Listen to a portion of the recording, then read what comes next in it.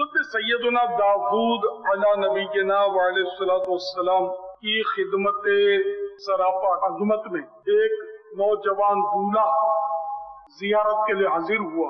آج ہی اس کی شادی ہوئی تھی۔ ملک الموت بھی اتفاق سے حضرت سیدنا داؤد علی نبینا وعلیہ کے پاس موجود تھے۔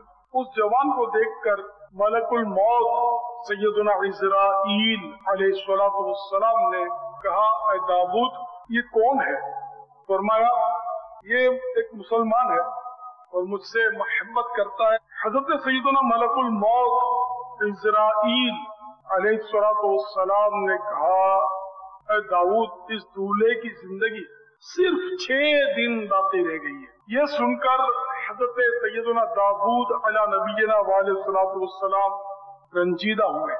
خیر 6 دن تو کیا گزرنے تھے، 7 مہینے گزر گئے مگر وہ دولہا جو تھا وہ صحیح سلامت رہا۔ اور یہ 7 مہینے کے بعد ملک الموت جب پھر سیدنا داؤد علی نبینا وعلیہ السلام کے پاس آئے تو آپ نے استفسار فرمایا کہ آپ تو کہتے تھے کہ یہ صرف 6 دن کی اس کی عمر باقی ہے، وہ 7 مہینے ہوئے ابھی تک یہ تو حیات۔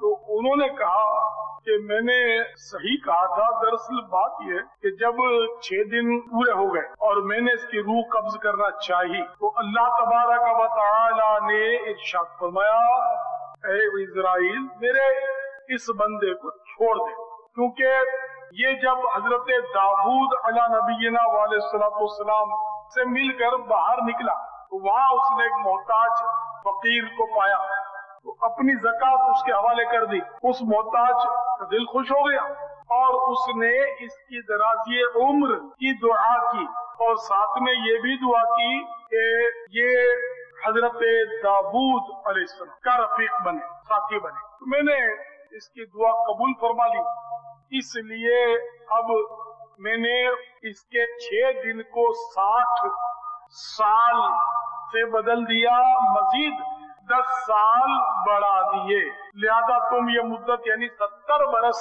پورے ہونے تک اس شخص کی روح قبض نہ کرنا۔